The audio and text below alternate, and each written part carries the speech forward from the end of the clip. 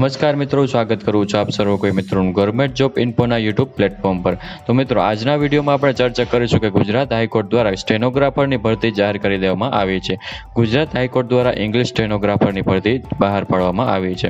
તો આ ભરતી વિશે તમામ પ્રકારની માહિતી આ એક જ વિડીયોમાં મેળવીશું। તે પહેલા વિડીયો ગમે તો લાઇક અને શેર કરી દેજો, ચેનલમાં નવા હોય તો ચેનલ સબસ્ક્રાઇબ કરી દેજો।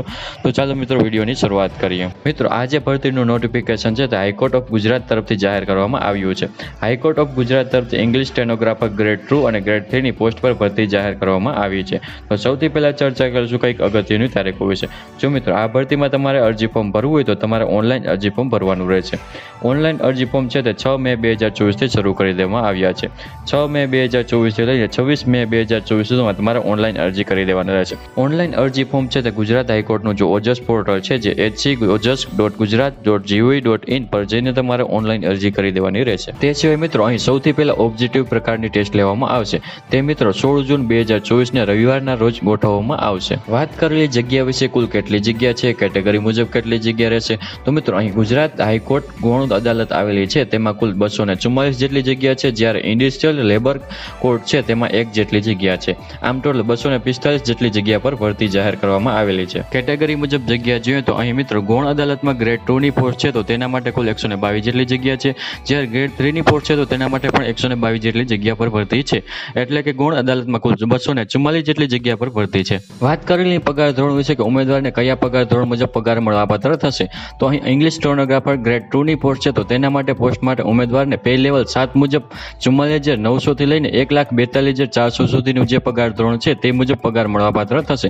જ્યારે મિત્રો ઇંગ્લિશ સ્ટેનોગ્રાફર ગ્રેડ 3 ની પોસ્ટ છે તો તેના માટે પોસ્ટને ઉમેદવારને પે લેવલ 6 મુજબ 39,900 થી લઈને 1,26,600 સુધીનું જે પગાર ધોરણ છે તે મુજબ પગાર મળવાપાત્ર થશે। વાત કરેલી એજ લિમિટ એટલે કે વયમર્યાદા વિશે, અરજી ફોર્મ ભરવા માટે ઉમેદવારની ઉંમર કેટલી હોવી જોઈએ? અહીં અરજી ફોર્મ ભરવા માટે છેલ્લી તારીખ છે 26/5/2024।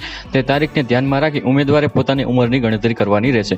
26/5/2024 ના રોજ ઉમેદવારની ઉંમર ગ્રેડ 2 ની પોસ્ટ છે તો તે પોસ્ટ માટે ઉમેદવારની ઉંમર ઓછામાં ઓછી 21 વર્ષ અને વધુમાં વધુ 40 વર્ષની હોવી જોઈએ। જ્યારે ગ્રેડ 3 ની પોસ્ટ છે તો ઉમેદવારની ઉંમર ઓછામાં ઓછી ઉંમર 21 વર્ષ અને વધુમાં વધુ 35 વર્ષની હોવી જોઈએ। પરંતુ મિત્રો, અહીં જે અનામત વર્ગના ઉમેદવાર છે તો તેમને સરકારશ્રીના ધારાધોરણ મુજબ ઉંમરમાં છૂટછાટ મળવાપાત્ર રહેશે। ચર્ચા કરેલી એજ્યુકેશન ક્વોલિફિકેશન એટલે કે શૈક્ષણિક લાયકાત વિશે, તો મિત્રો અરજી ફોર્મ ભરવા માટે ઉમેદવારની શૈક્ષણિક લાયકાત કેટલી હોવી જોઈએ? તો બંને પોસ્ટ માટે ગ્રેડ 2 અને ગ્રેડ 3 બંને પોસ્ટ માટે એજ્યુકેશન ક્વોલિફિકેશન છે તે સેમ જ રાખવામાં આવેલ છે।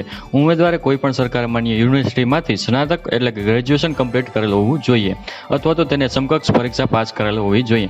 સાથે સાથે ઉમેદવાર પાસે બેઝિક કોમ્પ્યુટરનું નોલેજ હોવું જોઈએ। ઉમેદવાર ઇંગ્લિશ, ગુજરાતી, હિન્દી ભાષાનો જાણકાર હોવો જોઈએ। મિત્રો, અહીં ઇંગ્લિશ ટાઈપિંગની સ્પીડ છે તો બંને પોસ્ટ માટે અલગ અલગ છે। ગ્રેડ 2 ની પોસ્ટ છે તો તે પોસ્ટ માટે ઇંગ્લિશ ટાઈપિંગની સ્પીડ છે તે 100 વર્ડ પર મિનિટ છે, જ્યારે ગ્રેડ 3 ની પોસ્ટ છે તો તેના માટે ઇંગ્લિશ ટાઈપિંગની સ્પીડ છે તે 100 વર્ડ પર મિનિટની હોવી જોઈએ। ચર્ચા કરેલી પરીક્ષા ફી વિશે કે કયા ઉમેદવારે કેટલી પરીક્ષા ફી ભરવાની રહેશે, તો તમામ ઉમેદવારોએ અહીં પરીક્ષા ફી ભરવાની રહેશે। તો તેમાં મિત્રો અહીં SC અને ST કેટેગરીના ઉમેદવાર છે, OBC કેટેગરીના ઉમેદવાર છે, EWS કેટેગરીના ઉમેદવાર છે, હેન્ડીકેપ તમામ ઉમેદવાર છે, માજી સૈનિક છે, તો આ તમામ ઉમેદવારોએ પરીક્ષા ફી તરીકે ₹750 પ્લસ બેંક ચાર્જ લાગે જેટલી ફી ભરવાની રહેશે। તે સિવાય તમામ બાકી ઉમેદવાર રહેશે તેને પરીક્ષા ફી તરીકે ₹1500 પ્લસ બેંક ચાર્જ જેટલી પરીક્ષા ફી ભરવાની રહેશે। તો આવી રીતે મિત્રો ગુજરાત હાઈકોર્ટ તરફથી સ્ટેનોગ્રાફરની પોસ્ટ પર ભરતી જાહેર કરવામાં આવી છે, જેમના અરજી ફોર્મ તમે 26 મે 2024 સુધીમાં તમે ભરી શકો છો। તો આશા રાખું છું કે વિડીયો પસંદ આવ્યો હશે। વિડીયો પસંદ આવ્યો હોય તો લાઇક અને શેર કરી દેજો, ચેનલમાં નવા હોય તો ચેનલને સબસ્ક્રાઇબ કરી દેજો। ફરી મળીશું નવા વિડીયોમાં, નવા ટોપિકમાં। ત્યાં સુધી મિત્રો જય હિન્દ, જય ભારત।